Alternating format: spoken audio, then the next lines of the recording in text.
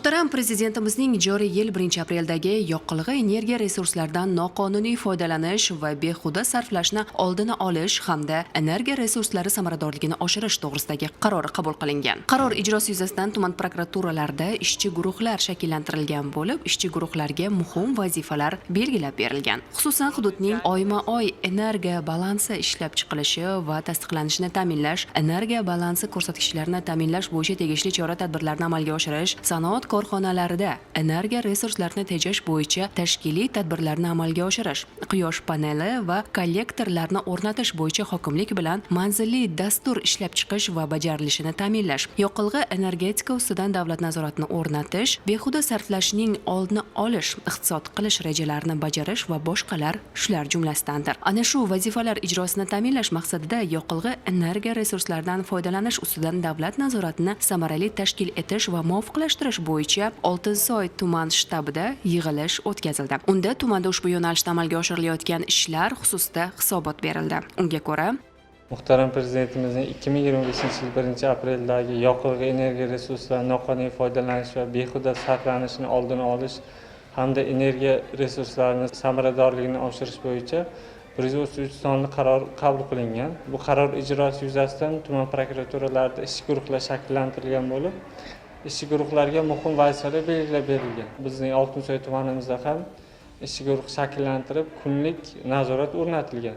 Ishchi guruhlarga vazifalar belgilab berilgan. Bu vazifalardan asosiylari yoqilg'i energetika ustidan davlat nazoratini o'rnatish, behuda sarflanishni oldini olish, iqtisod qilish va rejalarni bajarish yuzasidan ishlar tashkillashtirilgan. Oltinsoy tumanida joriy yilning 1-chorakda quyosh panellari va geokollektor o'rnatilishi yuzasidan rejalar belgilab berilgan va tumanning energiya balansi ham ishlab chiqilgan bo'lib, tumanda 2025-yilning 1-chorakda jami 220 kilovat quyosh panellari va 1700 litr geokollektor o'rnatilgan bo'lib, bu yashil energiyaga o'tishda aholi xonadonlari, tadbirkorlar va ijtimoiy soha obyektlarida energiya samaradorligini oshirishga xizmat qilmoqda.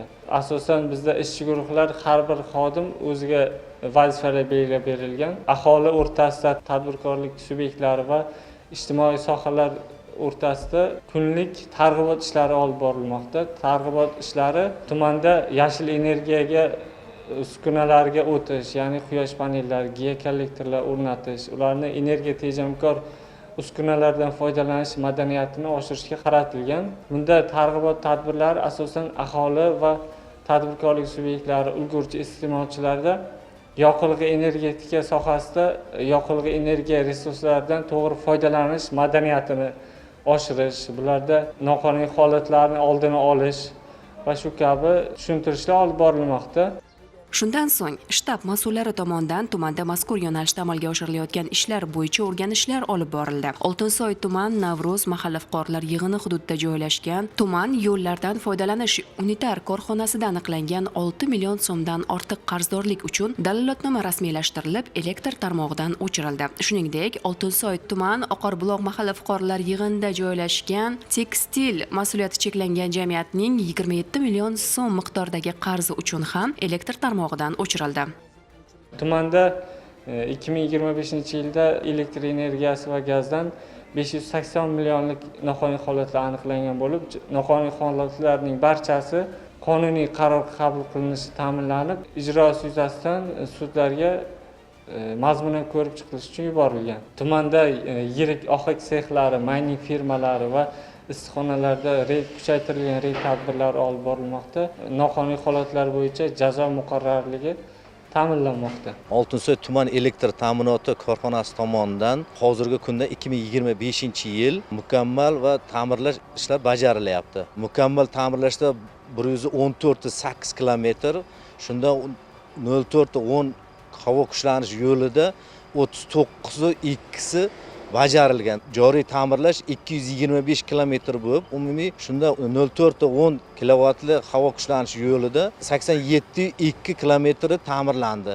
Shunda transformatorlarda mukammal ta'mirlash rejasi 43 ta rejada bo'lib, 12 tasi reja asosida bajarildi. Transformatorlarning joriy ta'mirlashi reja asosida 97 ta, Shundan 33 tasi ta'mirlandi. Bundan tashqari yuqori kuchlanishli past stansiyalarimizda mukammal ta'mirlash, joriy ta'mirlash ishlari reja asosida ishlar bajarilmoqda. Bundan tashqari Oltinsoy tumanida 2025-yil kuz-qish mavsumiga tayyorgarlik ishlari ham amalga oshirilmoqda. Bunda ijtimoiy soha obyektlari, tadbirkorlar va aholi xonadonlariga o'sha tayyorgarlik holati o'rganilib, ijtimoiy soha obyektlarining 2025-yil kuz-qish mavsumida zaxirasi va holati o'rganilmoqda. Bundan tashqari ijtimoiy soha obyektlari, boshqa korxona tashkilot idoralarida energiya tejamkor qurilmalarni o'rnatish, ular ustidan doimiy nazorat qilib borish, ularni kuz-qish mavsumiga tayyorgarlik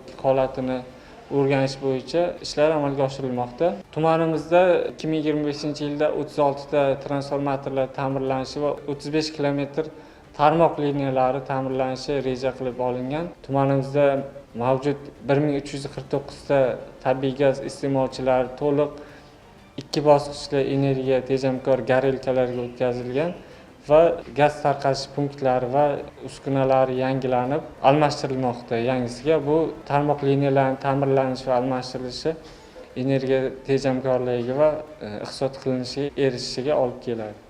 Navbatdagi nazorat tadbiri Sho'rchi tumanida ham o'tkazildi. Unda tumanda faoliyat olib boruvchi Sho'rchi Trak Ta'mir mas'uliyati cheklangan jamiyatning 27 million 400 ming so'm iste'mol qilingan elektr energiyasi uchun qarzdorlik sababli 10 kvali havo elektr uzatish tarmog'idan uzilib, shu yerning o'zida dalolatnoma rasmiylashtirildi. Xuddi shunday toshni qayta ishlab chiqaruvchi zavodda ham aniqlangan 18 million 600 ming so'm qarzdorligi uchun ham tegishli tartibda dalolatnoma rasmiylashtirildi. Sho'rchi tumani energiya savdo bo'limi tomonidan Prezidentimizning 2025-yil aprel oyida 130-sonli qaroriga asosan hozirgi kunda elektr energiya iqtisod qilish bo'yicha bir qator ishlar amalga oshirilmoqda. Shu bugungi kungacha 167 ta ma'muriy ishlar ko'rilgan. Shuni ichidan 2 tasi jinoiy ish bo'lgan. Yuridik iste'molchilardan 146 million so'mga 2 ta iste'molchini jinoiy ish qo'zg'atganmiz. Qarzdorlikni 2025-yil 1-may holatiga 544 million so'mga debitorni qisqartirganmiz. Quyosh panellari qo'ydiryapmiz. Hozirgi kunda Sho'rchi tumanida energiya savdo xodimlari barchasi 100% uyiga 5 kilovat, 10 kilovatdan quyosh panellari o'rnatildi. Iqtisod qilish bo'yicha yaxshi ishlar olib borilyapti tumanimizda.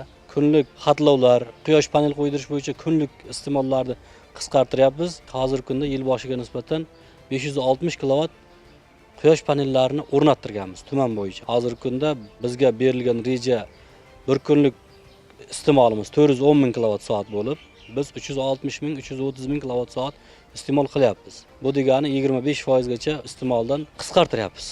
Bundan tashqari, nazorat tadbiri doirasida tumanda istiqomat qiluvchi Sh ismli fuqaroning xonadonida ham iste'mol qilingan elektr energiyasi uchun to'lov o'z vaqtida amalga oshirilmagani aniqlandi. Ishchi guruhi fuqaroning xonadoniga borganda Sh ismli fuqaro darvozasini ochmadi. Shu sababdan ham mazkur fuqaroga tegishli bo'lgan xonadon beton ustunlari orqali o'tgan elektr tarmog'idan uzib qo'yildi. Bugun o'tkazilgan nazorat tadbirida 2 ta yuridik tashkilotlarni ko'rdik, borib. Bittasini 27 million qarzi bor, bittasini 19 million so'm qarzdorligi bor. Bir necha marta ogohlantirdik, oldin ham uzganmiz, to'lattirganmiz. Bitta xonadonga boryapmiz hozir. Necha marta uzganmiz. Har kechasi ham borib uzganmiz. Ichki ishlar bilan boramiz. Uyga hech qachon ochmaydi. Ochib kirib bo'lmaydi. Hozir ham bordik, mana kira olmadik. Ochmaydi uyni. Har doim uzganmiz, stolbaga uzib qo'yamiz, o'z boshicha yana ulab olaveradi. 37 million qarzdorligi bor hozir. Bitta aholi iste'molchini. To'lovni ham qilmaydi. Odamlarni uyga kirgizmaydi ham. Bizda xodimlar borsa ham umuman kiritib bo'lmaydi. Kirmaydi ham. Shu kungacha ham kira olmadik mana.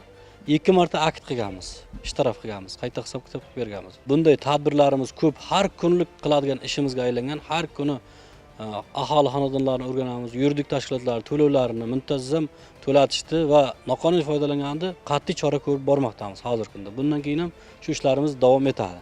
Ko'rinadiki, yuqoridagi kabi nazorat tadbirlaridan asosiy maqsad sohada to'lov tizimini mustahkamlash, mavjud qarzdorliklarni bartaraf etish va yoqilg'i energiya resurslaridan oqilona hamda samarali foydalanishni ta'minlashdan iborat. Prezident qarori ijrosi doirasida bu kabi ishlar muntazam davom ettiriladi. Energiyadan tejamkor foydalanish har bir fuqaroning ham burchidir.